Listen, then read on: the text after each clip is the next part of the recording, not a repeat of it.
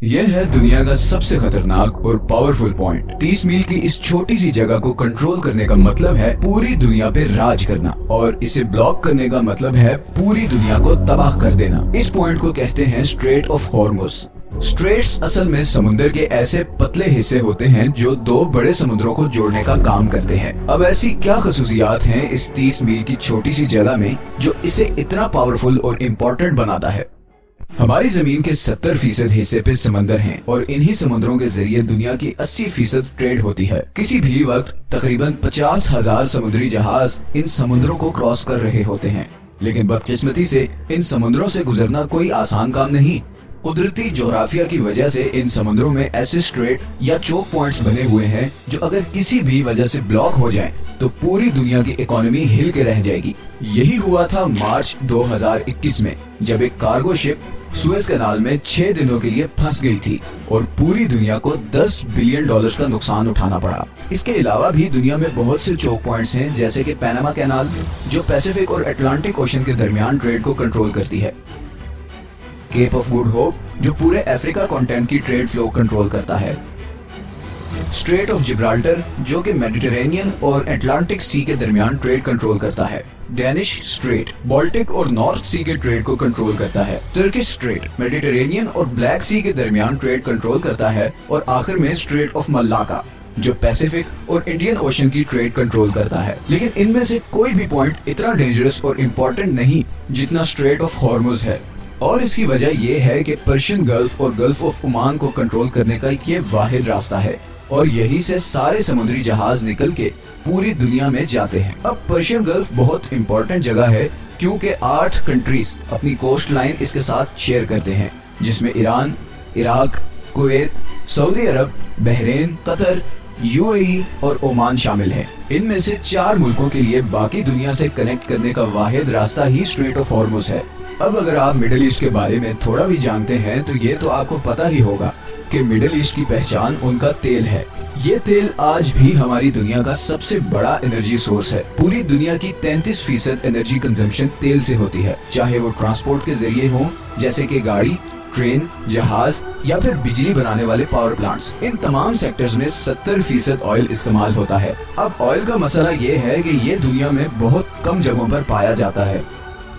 इस सर्कल में मौजूद इन तमाम 8 कंट्रीज के पास कुल मिलाकर दुनिया के 50% ऑयल रिजर्व्स हैं। मतलब पूरी दुनिया का आधा तेल इन 8 कंट्रीज के पास है। और बात सिर्फ यहाँ खत्म नहीं होती, बल्कि दुनिया के 40% नेचुरल गैस रिजर्व्स भी इसी सर्कल में मौजूद देशों के पास हैं। अब नेचुरल गैस तेल और कोयले के बाद दुनिया का तीसरा सबसे बड़ा एनर्जी सोर्स है। ब्रिटिश पेट्रोलियम के मुताबिक ईरान के पास दुनिया में सबसे ज्यादा गैस के रिजर्व्स हैं। तो हम ये कह सकते हैं कि पूरे पर्शियन गल्फ में तेल और नेचुरल गैस के इतने ज्यादा जखायर हैं जितने शायद हमारे पूरे प्लेनेट पे कहीं नहीं। और इसीलिए पूरी दुनिया के 15% एनर्जी सप्लाई इसी पर्शियन गल्फ में मौजूद कंट्रीज से आती है। और फिलहाल इस सप्लाई लाइन का पूरी दुनिया के पास कोई और अल्टरनेटिव भी नहीं। लेकिन इस 30 मील के एरिया से गुजर के जाना इतना भी आसान नहीं। सबसे पहले यहाँ पे 8 ऐसे आइलैंड्स हैं जिन्हें हर समुद्री जहाज को अवॉइड करना पड़ता है, और ये 8 में से 7 आइलैंड्स ईरान के कंट्रोल में हैं। इन 3 आइलैंड्स को यूएई कंट्रोल करना चाहता था, मगर 1970 में ईरानियन मिलिट्री ने इन पर भी कब्जा कर लिया। तो इस सारे एरिया पे तकरीबन ईरान का ही कंट्रोल है। दूसरा, ये जो रेड हाईलाइटेड एरियाज आप देख रहे हैं, यहाँ पर समुद्र बहुत गहरा है और ऑयल टैंकर्स के लिए यहाँ से गुजरना तकरीबन नामुमकिन है। इतनी मुश्किलात के बाद पर्शियन गल्फ से निकलने वाला मेजॉरिटी तेल ईस्ट एशिया की तरफ जाता है, जिसमें से 76% तो सिर्फ इन 5 कंट्रीज के पास जाता है। सबसे पहले आता है चाइना। चाइना दुनिया की दूसरी सबसे बड़ी इकोनॉमी है और दुनिया में सबसे ज्यादा पेट्रोलियम इंपोर्ट करने वाला मुल्क है।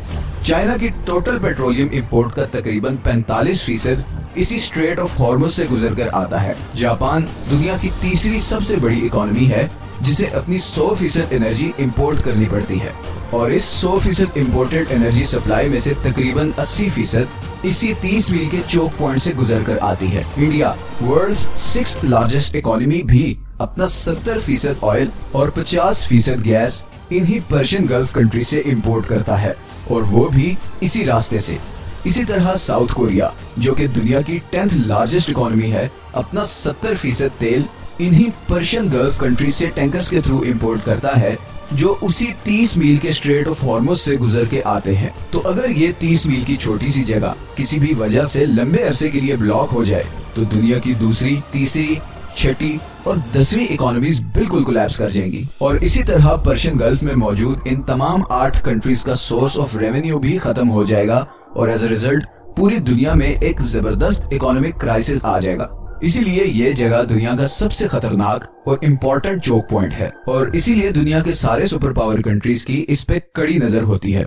अमेरिका ने भी इसीलिए यूएई, ओमान, इराक, सऊदी अरब और बहरीन में दर्जनों मिलिट्री बेसिस बनाई हुई हैं ताकि वो ईरान पे नजर रख सके और ऑयल की स्मूथ सप्लाई को यकीनी बना सके। दूसरी तरफ ईरान पहले ही किसी भी जंग की सूरत में कई दफा ये स्ट्रेट ब्लॉक करने की धमकी दे चुका है और अगर ऐसा हो गया तो न सिर्फ ग्लोबल इकोनॉमी हिल के रह जाएगी बल्कि ऐन मुमकिन है कि वर्ल्ड वॉर 3 की भी शुरुआत हो जाए।